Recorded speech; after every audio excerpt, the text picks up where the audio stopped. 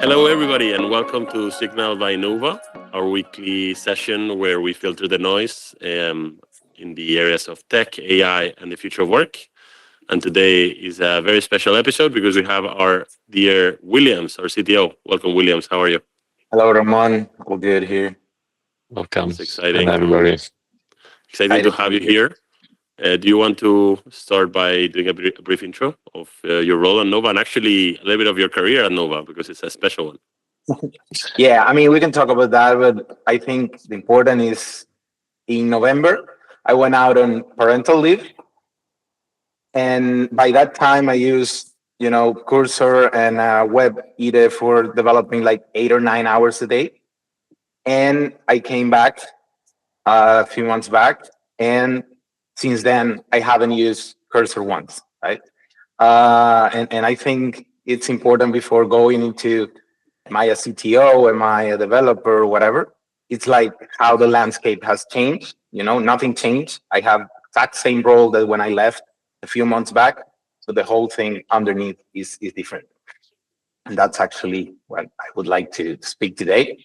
So yeah, I'm Williams. I'm the CTO at Nova. I have been building software for 20 something years already. I started with Node, Python, Java, and whatever. And I've been at Nova since 2020. We built great things. At 2024, I believe, I went out to work in another company, in an American company, in a data company. And since last year, maybe a bit more, I'm back to build Recruiter, which is now live or almost live. And in a very, very quick summary, I think that's me. You had a tremendous impact, and we won you back because of the renewed challenge. I think the moment you left, we weren't yet the tech AI company we in to be able to attract you back because it means we moved on to a more ambitious timeline and a roadmap in terms of tech development. So it's great to have you here with us. Totally. Thank you. It's great. So let's double down on exactly what you mentioned. No? So in November, I think I remember when you came back, April through November last year, we were already using Cursor and we were saying, okay, what's the increase in productivity? And it was, okay, is it 10% better, 20% better? So, we were shipping a bit faster, but let's say it was nothing too crazy. But then everything changed when you came back from paternity late January. So tell us, what does the role of a CTO look like in 2026, and how it has changed? That's an interesting one, and I think it might even, what I mentioned now, maybe in a couple months or in a couple weeks, might be out of date. But I mean, I don't believe the work itself has changed. I do believe that we still do the same.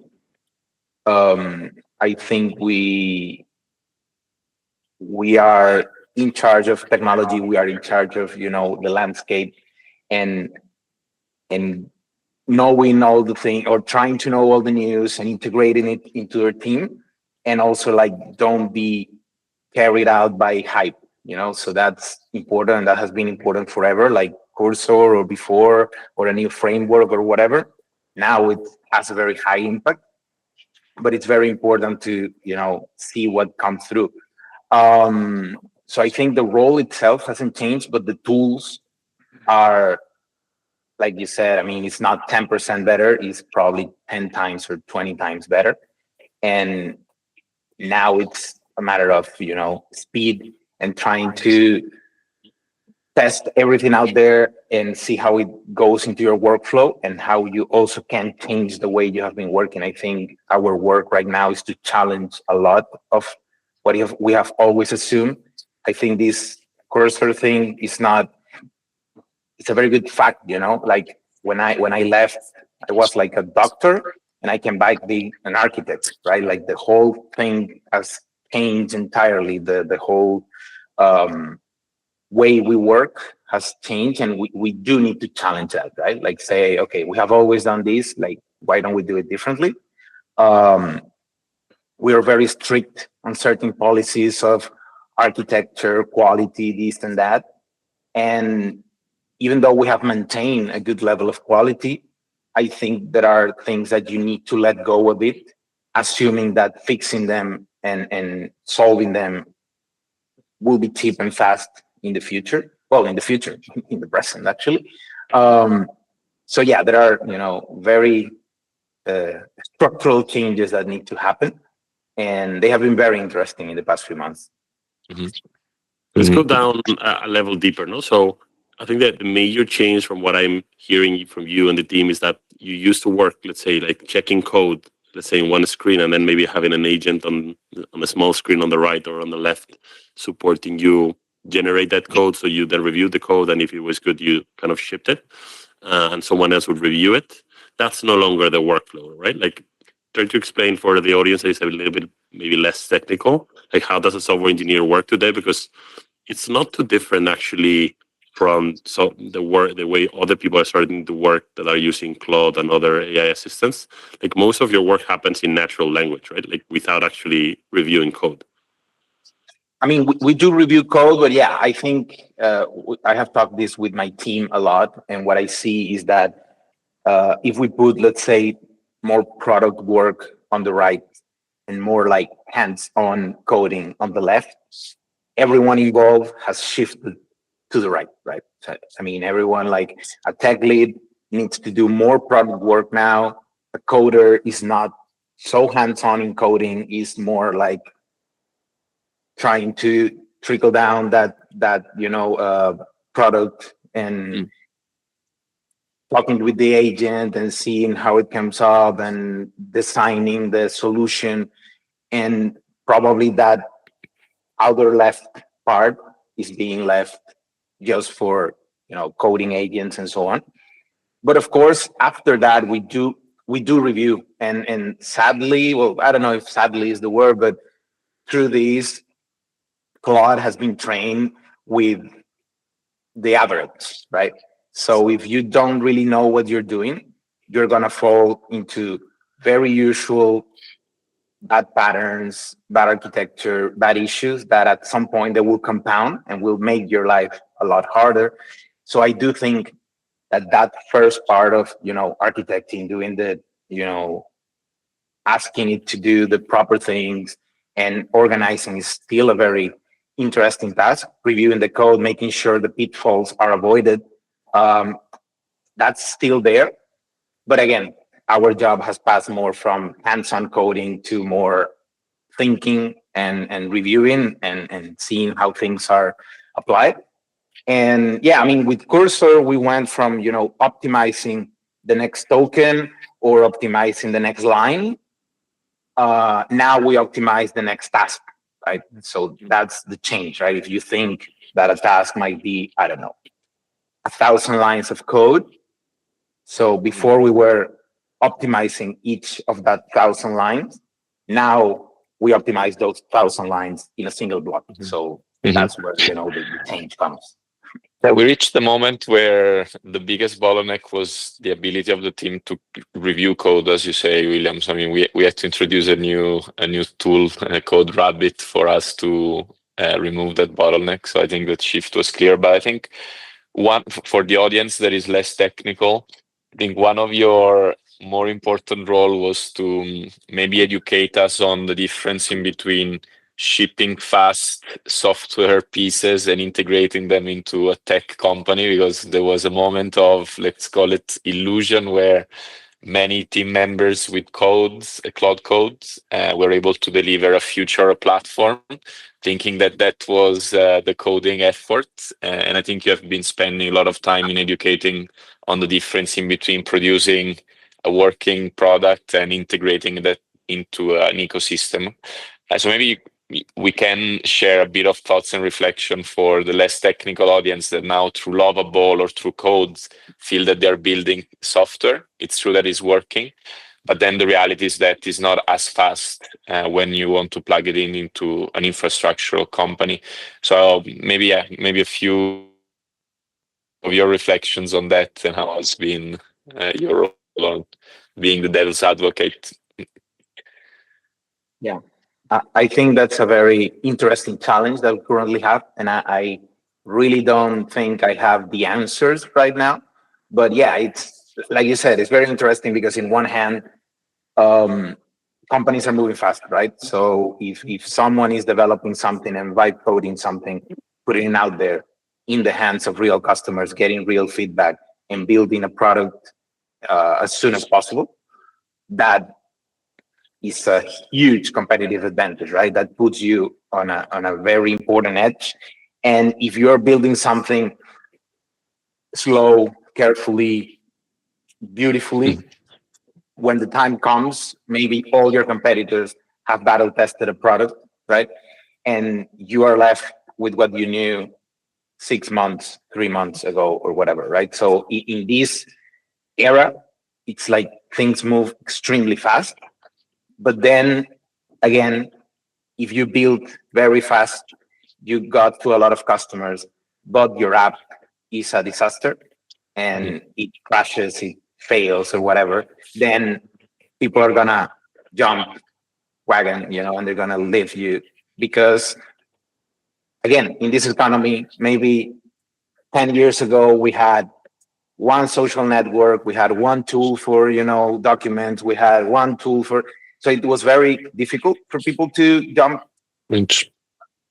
Right now, we have hundreds and thousands, and they are coming more by the moment. So it's a delicate balance, right? Are you shipping fast and sustainable, or are you shipping, too slow, or are you shipping too fast, right? So that's like the good trade-off.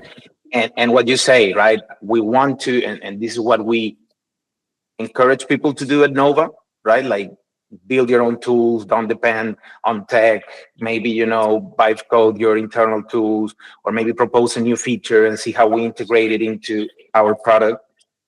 But also integrating and keeping governance of all those tools, how they access data, what are they doing.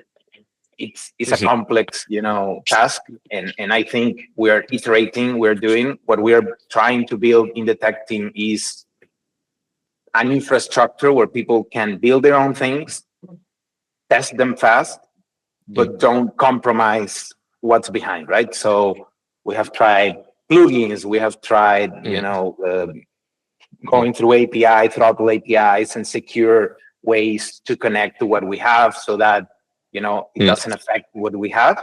But again, it's always a trade-off, right? The more guardrails you put, the slower you go, and that's basic. And the less guardrails you put, you move fast. So you have, nothing to stop you, right? I said to Ramon, like with a car, right? You go with a car, you go 200 kilometers per hour, and you're going fast, right? But you have less control, right? You go 30 kilometers per hour, you go slow, but you have extreme control of everything that's going on. You might never have an accident, but you're never going to get there. So it's a complex trade-off. Can we also explain to the audience, which I believe is cool, the way we are for now trying to help people build apps? So you guys build some kind of infrastructure that I use myself to ship my first app to production. I don't think I'm going to be shipping a lot of them, but I like to try it for myself and understand what does it imply. Because now we have a system in which we can basically deploy apps from non-technical people into AWS. So walk us through that, and what's our best hypothesis now on how could this collaboration between tech building infra and then anybody else building apps, how this could work? Yeah. Like I mentioned, and I don't want to get too technical here. Maybe later we can, talk quickly about the tools because it's important. Well, I think it's maybe not important, but I think it's interesting for people to know what's out there and what they can use. But yeah, what we have built is a way. At Nova, we have an API, right? And we have basically a way to connect into our system that has always been kind of public, right? Because our apps, mobile app, our web app connects to that API in a secure way. And we always, even though we control the web app, we do understand that's a public piece of how we connect. So that has always been secure. We have always throttled and I mean, we have always worked for this to be guarded against, malicious attack. So from the tech team, and this is a bold claim, but from the tech team, we treat anyone else in the company outside the tech team as a malicious attacker, right? So anything that comes through that is protected by the same standards that we put out there. Why? Well, many reasons, right? If you're not technical, you might be malicious in an ignorant way without trying or without knowing. But you can be, launching thousands of requests, or you can be opening to threats from, usual threats from the outside, or you can even bring in your vibe coding insecure apps, insecure plugins, insecure whatever. So we need to defend against that. But yeah, what we have built is an infrastructure where people can build their apps and deploy them into a complete separate server of what we use in production. So if that thing collapses, the rest doesn't collapse. It's just another, let's call it a satellite app. And but that also we give enough tools to people to be able to maybe access the data, maybe do small things that are controlled, or maybe depending on the app you want to build, we give you only read-only access, right? So you can build a nice dashboard or a nice decision-making tool that doesn't really affect the system. So that's what we're working. We call it Portalstar, and it's basically done for that. And technically, it works with Vercel, which is, I recommend it to anyone out there that, I mean, if you're technical, you probably have heard about it, but if you haven't, it's a very nice tool. It has a very flexible pricing model, and it allows you to deploy, your idea very quickly into the cloud and have it available for all your customers. So it's a very, quick and I easy think it's way. great for business people because we feel, or it made me feel like a superpower, no, to really create a web app that is hosted on. I mean, I was going to say AWS, but through Vercel, actually Vercel. But the fact that anybody can use it now, we are sending our proposals to clients with it, and so on. I think it's very cool. I was listening, or I think reading this week actually on Twitter about Ramp, the credit card company in the US, and apparently they are doing a lot of this. They have thousands of apps apparently already built by non-technical people, and this looks like the future, no? Like in the future, like the tech team is there to build a real product, the core of the company, and then probably also part of the role of the engineering teams to also build this kind of infrastructure, or these guardrails for the rest of the company to also produce software, right? I think that's where the role is shifting. Yeah, 100% agree. I think it's, like I said, I think it's a challenge, right? Because that's what you mentioned about this company is a very bold claim, right? And it's a very nice, it's a very heavy bet, because you have now 1,000 apps to monitor, to, keeping track. So that brings new challenges. I think are interesting one, but it's, yeah. Totally. Apparently, a lot of these companies are starting to hire engineers for different teams. So they have an engineer working with sales, an engineer working with operations, and so on. So they probably are in charge of making this whole thing secure and tidy.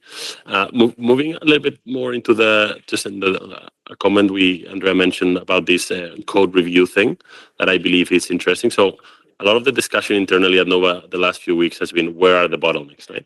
Because before, the bottleneck was the capacity of your team to produce code. No? That has been always the bottleneck. And we optimize for that bottleneck to be used at this maximum with Agile and so on. But now it's starting to seem that the bottleneck was not actually in producing the code, but maybe reviewing the code. And we're starting to see that actually it might not even be in your team, actually, the bottleneck. No? So what's your thoughts on, where are the bottlenecks right now in April 2026, and where do you believe they will be in the coming months? Because the moment, as you said, we are reviewing code with agents, it might be that it's design or actually product, and product decisions that are the ones that are slowing us down.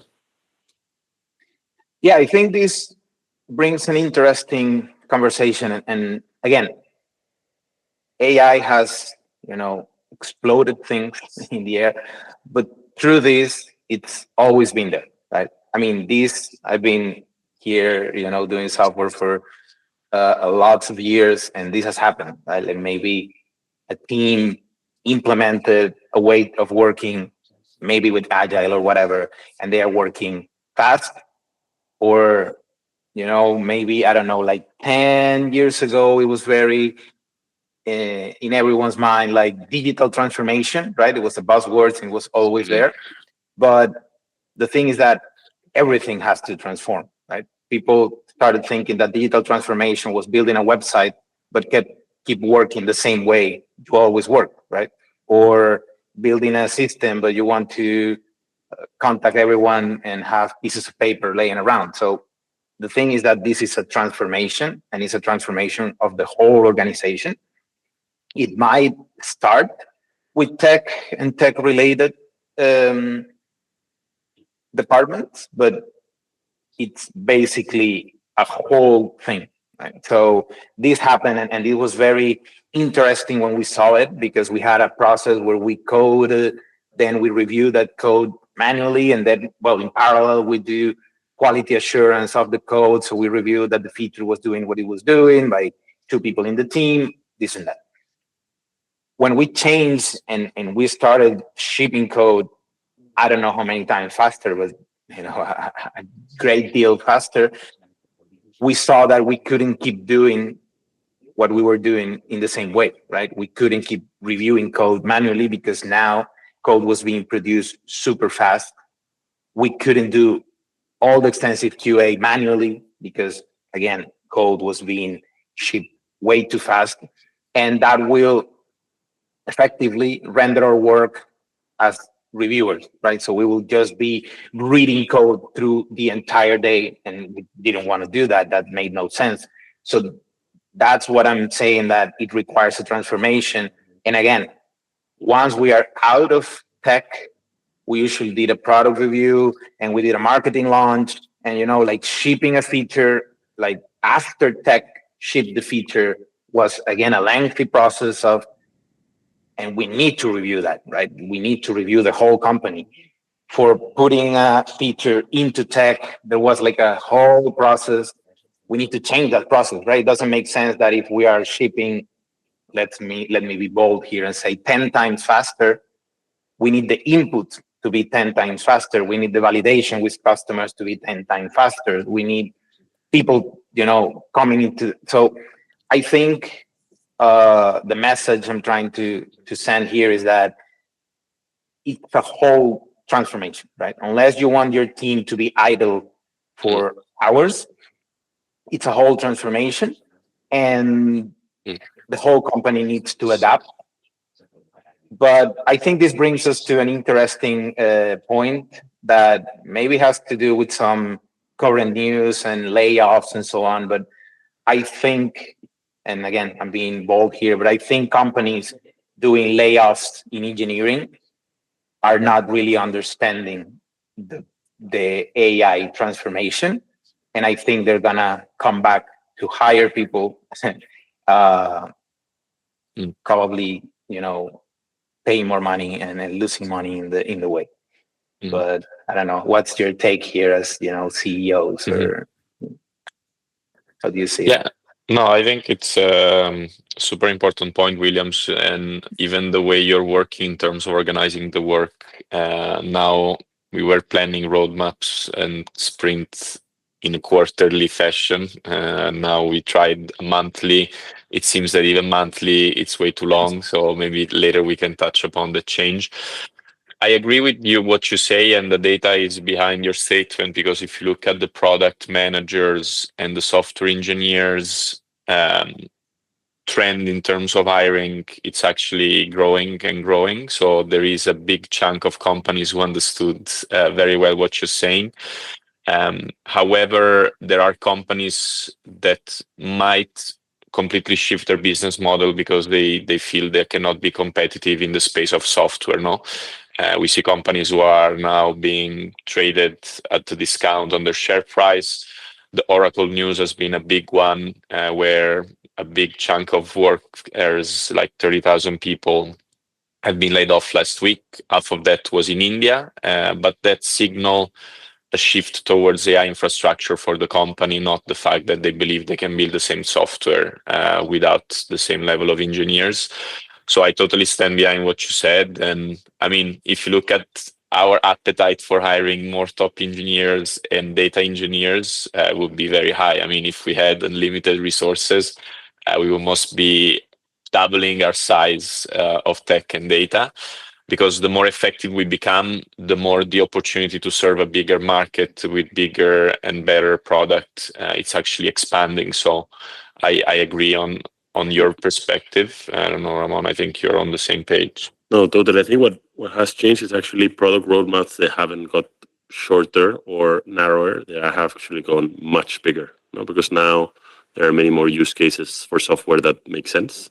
So I don't know if the roadmaps have grown by 10x, but they have grown significantly. I think yesterday we were discussing already, not only doing the Nova Recruiter for outbound, but what about, ATS, and what about, solving more problems for customers.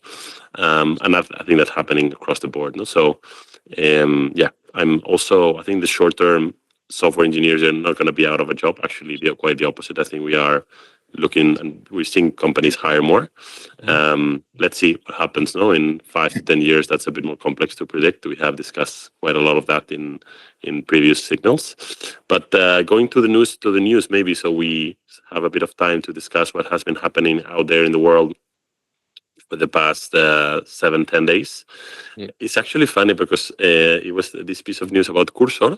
So the moment everybody started to shift to Cloud Code and Codex and so on, I was like, okay, these Cursor guys are over. Like, they're probably going to start. We're not going to see them in the news. Apparently, they hit 2 billion ARR, the fastest growth in the last 14 months ever probably after Anthropic. But it was, crazy growth. And I'm like, okay, but, isn't people using Cloud Code or what? Like, I don't know, Williams, if a lot of people in the space, a lot of engineers still use Cursor and maybe now their models, because apparently they have their own proprietary models for coding. But it seems that they are going to resist quite well the impact. I mean, I think in one hand, and this is my opinion, and I might be entirely wrong. So yeah, this went, I think, from 100 million, right, to be something like that, like absurd. But in my opinion, I was like perfect Cursor customer. I got the license that Nova paid, but I also paid like my personal license because I thought it was great. I worked at Cursor, I don't know, 8 hours, 9 hours just in Nova, and then probably in personal projects, a few hours more per day. So, I was like a heavy user, and I haven't opened it since I canceled my subscription without hesitating. And it's still excellent at what it does. It's not like the product went or became worse. I think it became actually better. But I think that the way of working shifted, right? Like, for me. So they built an amazing product for world that, was the right at the moment, but I think it has shifted. I'm not saying Cursor will be dying. I think what we are seeing is a lot of people, probably not those early adopters. I think there are a lot of Cloud Code, and what we see now in Cloud Code, in my opinion, are still early adopters. I don't think Cloud Code at the moment is a commodity. So I think what we're seeing with Cursor is a bit of late adopters and the late movers are still coming there, while the early movers to Cursor, they all quit their accounts and move to Claude. I think so. I mean, of course, you still need an IDE.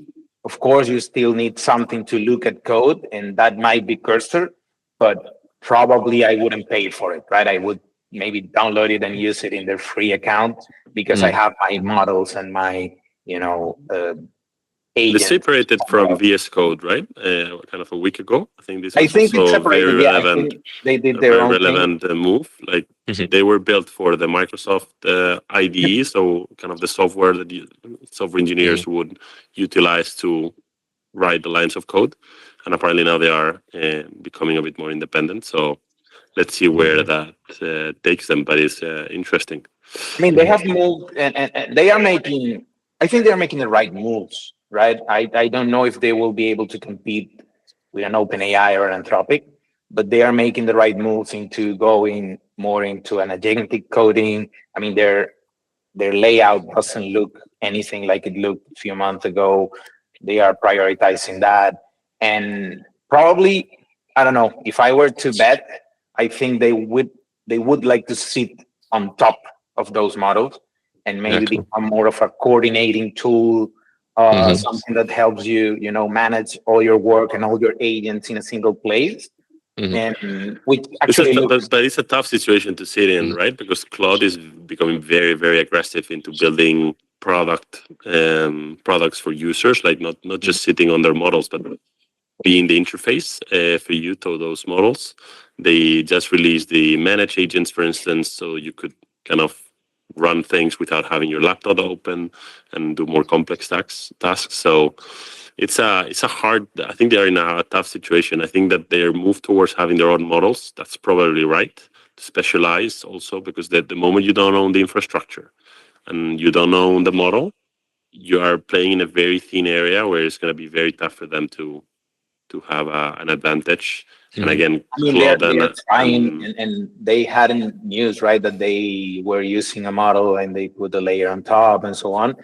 But I Yeah. think that at the current moment, there are only two major players for coding, and that's Anthropic and OpenAI with Codex. I mean, It they are in the race, and I don't think anyone else comes near. it's true that we are very much exposed, of course, to the Western technologies, because one other news that got my attention last week was to read about the Chinese company that released a model called Minimax, which made headlines because they're basically able to create a self-evolving loop that runs about 100 times, where there is a self-review, self-fix, and a self decision on whether to keep the evolution or revert. So there is this constant loop that has made the model increase about 30% when it comes to performance autonomously without any human intervention.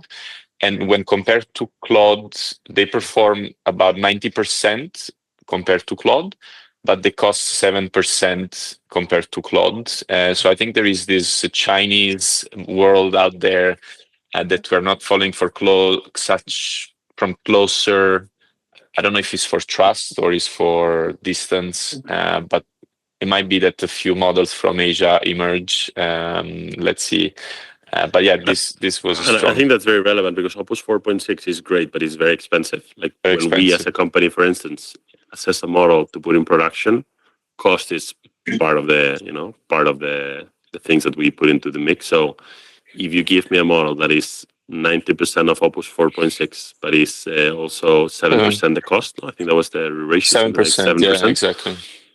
I'm like, okay, I might consider it for production, Yeah, for at least for certain tasks, right? So I do believe the Chinese have a role to play. It's true that then when you get asked by an enterprise customer, okay, what are your providers? It's a bit, yeah, I'm a bit more eager to say Anthropic yeah, or OpenAI rather than a Chinese provider. yeah, yeah. Yeah, but I think they're doing something even more interesting in the open source world, where they are. I don't see any major player in the West world, doing what is happening in China. That there are major players releasing open source models and weights that you can run and install yourself. I mean, yourself, not yourself, because you need a Mhm. lot of computing power. But I mean, that's also very interesting, right? Because, like you said, Ramon, maybe you're not comfortable with a provider in China, but if you have your own model running your own machines in a secure way that doesn't even go through any provider, I think that's gonna be really a game changer for different sectors, right? Maybe Nova particularly is not. particularly enterprise. No, you wanna those models sitting locally. Yeah, but Actually, also Google like released a couple of weeks, no, you know, app, an Gemma open and source, the yeah. Gemma. yeah, Gemma was there. Yeah. So yeah, I So think that's a very interesting part that we haven't gotten through yet, because I think we're still at the very, cutting edge and racing who has the best model. But I do think that when this becomes, a commodity very, very soon in time, I think open source models for lawmakers, doctors, and so on, which, cannot be moving sensitive data around, might be, a very interesting part of the ecosystem. another piece of news that I believe was interesting from this week is this race in between Harvey and Legora, the two AI legal AI companies. So Harvey is a company at 200 million ARR, valued at 11 billion in the last round, and they are backed by the best VCs out there, A16Z, Sequoia, and so on. And then we have Legora, which is about half of the side, about 100 billion. And apparently the two of them are in a race to gain the biggest law firms in the world to work with them. And it's interesting because the one is playing a game in where they own the models. I think Harvey has their own foundational models, and they're trying to play a little bit more the cursor way of things.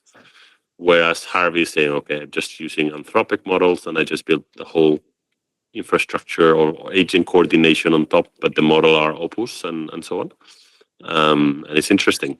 I'm actually wondering, like, whether at some point this Claude will come in with their own, because I've used it myself to review contracts with clients, and Claude already works super well. So it's interesting to see these companies like growing so big, but still It's true playing on that Anthropic models. It's true that I support Legora because the co-founder and CEO is a Nova 111 winner. Actually, was Max.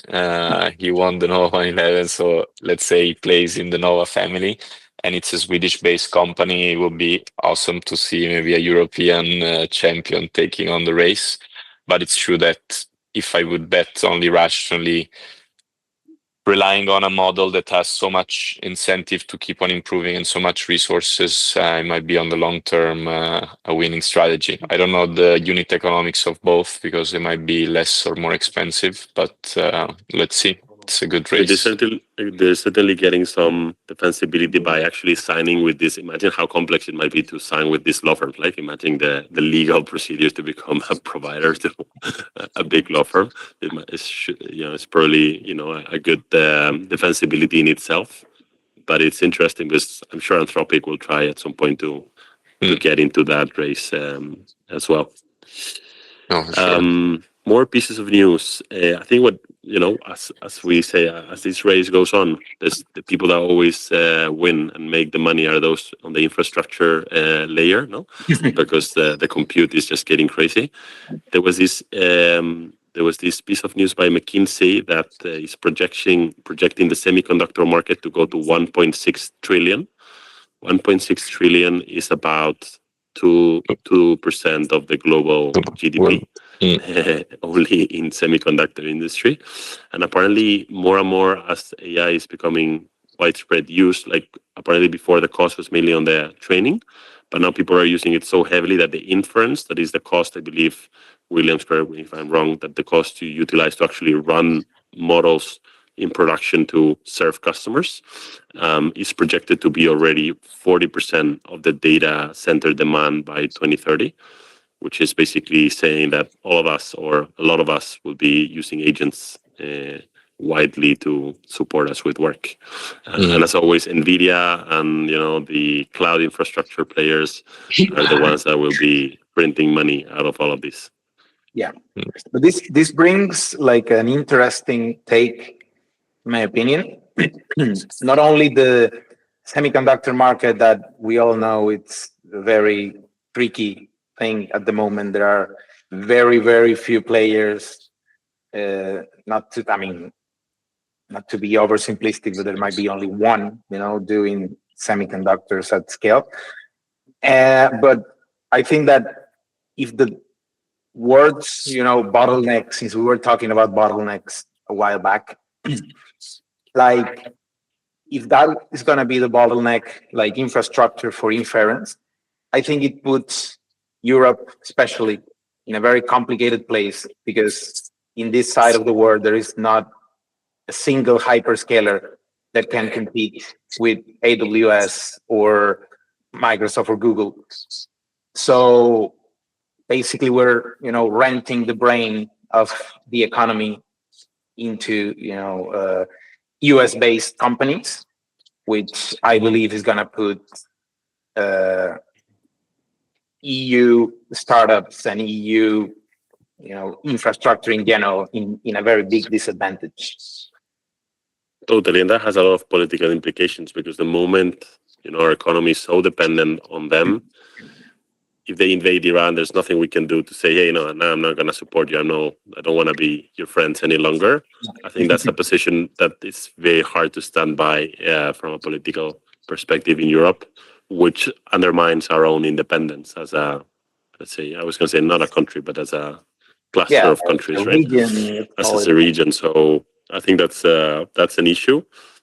But it's probably our own fault, right? Like we have discussed this, I think it was last week already, but the reality is that the whole way we set things up in Europe is not creating enough capital, enough incentives, enough. It's not that easy to. I mean, I don't think you can create a hyperscaler from Europe, period. And I think that's a problem in the sense that it's also not easy. Like, this is not Claude code, right? This is not a startup you can build in a week and launch. So building data centers and building a company that is able to, let's say, compete, right, with something like AWS, it doesn't happen overnight. So you need a lot of years to get it right. I was also talking with a friend, actually with my brother. I was speaking, he was an electronic engineer. And I was saying, like, why isn't everyone building, semiconductor factories, right? Like, you need something, why don't you build it? And he was explaining to me, like, the whole process that it goes into building one of these factories, and it takes years and years just to get it kind of right. So in Europe, we have the AML. Oh, what's the name of the? I think it's a company in the Netherlands. No, that is also in the Netherlands. chips. Yes, there is.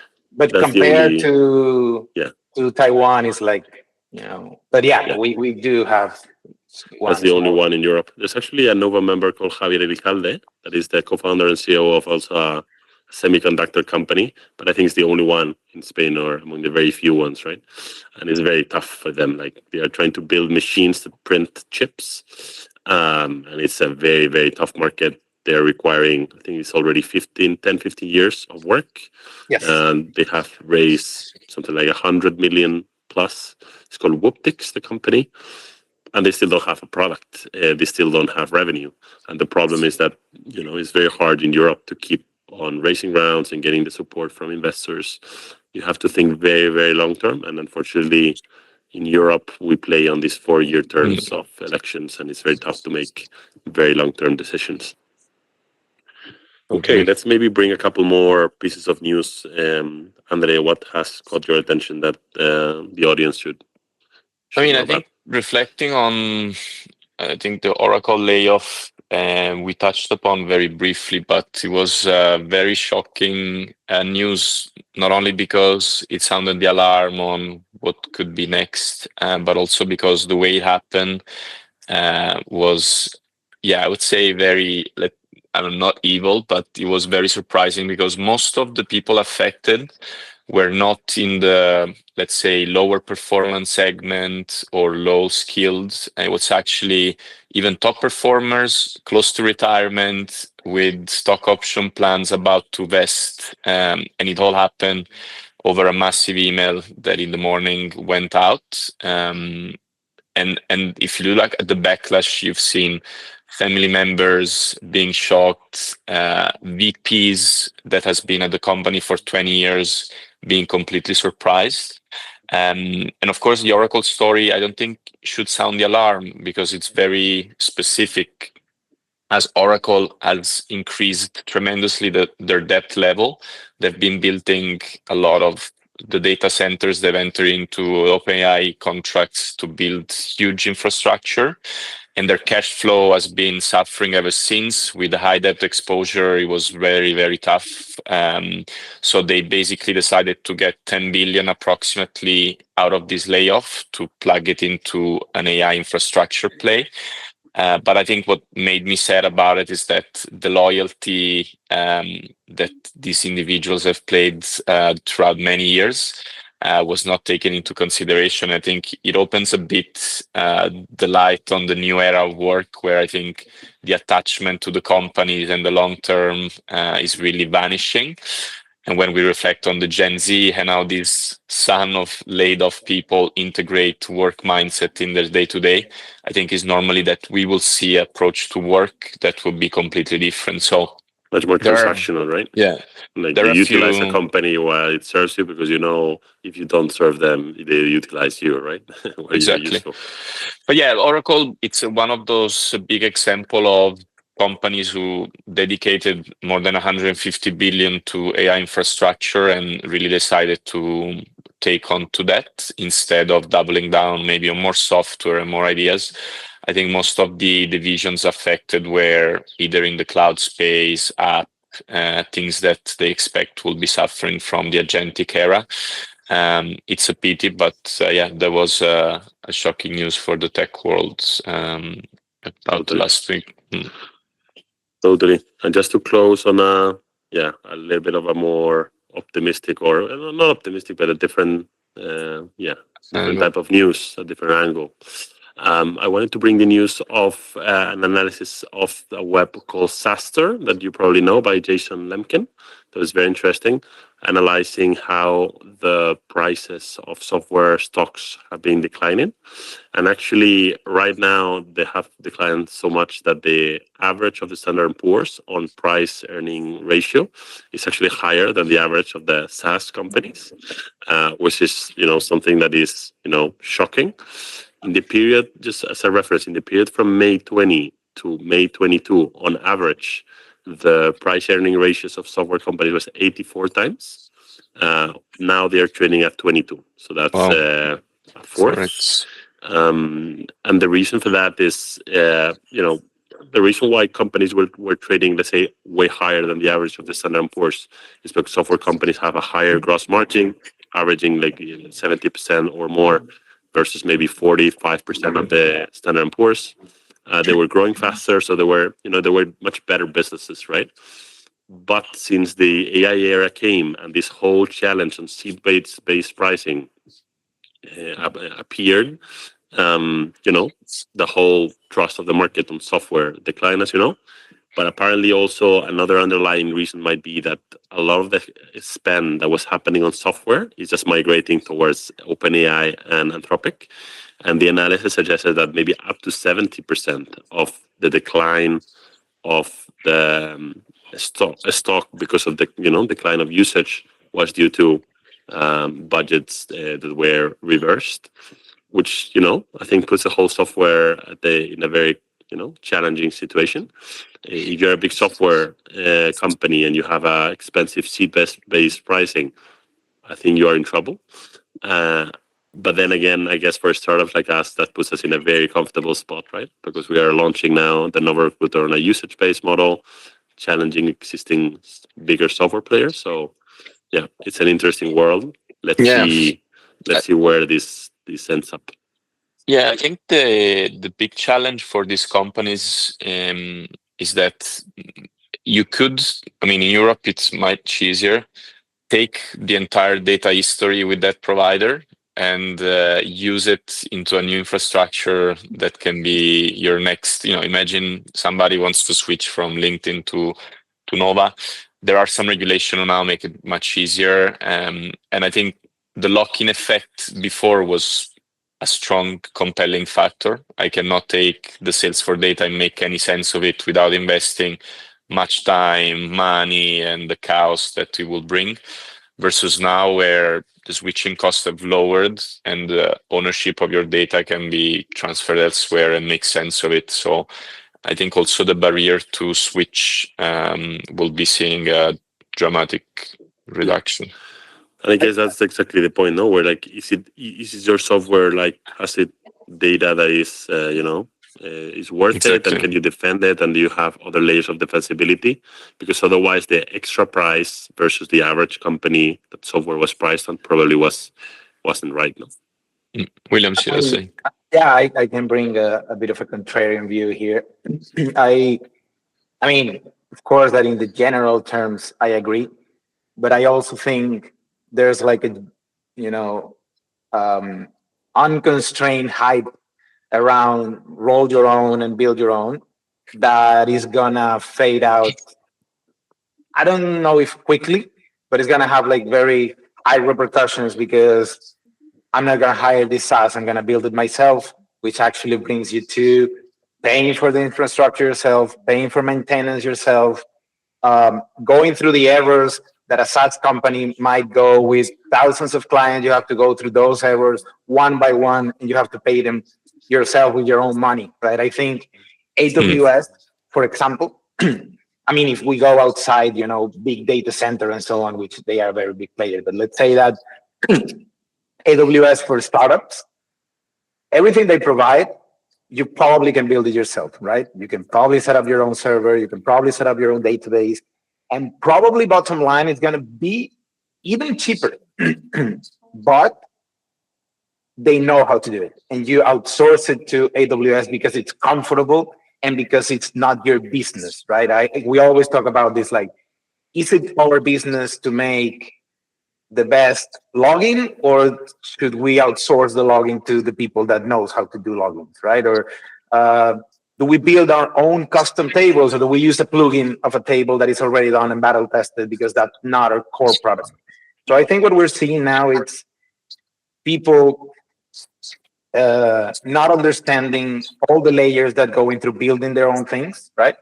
And saying like, oh my God, I'm paying €1,000 per month for this ERP. I'm going to build it with Claude in a day.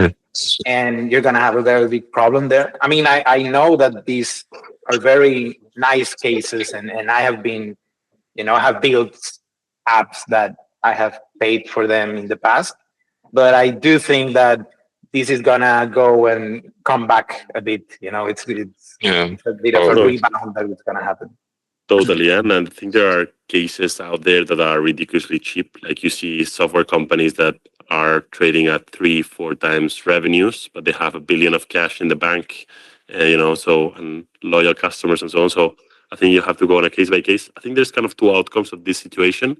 I think there's one where what you say, Williams, is true. Everything goes back, and therefore has never been a better time in history to buy software, because all of these companies, even if they don't grow crazy, they are cheap at 22 times price to earnings, because they have healthy gross margins and they're going to print a lot of cash.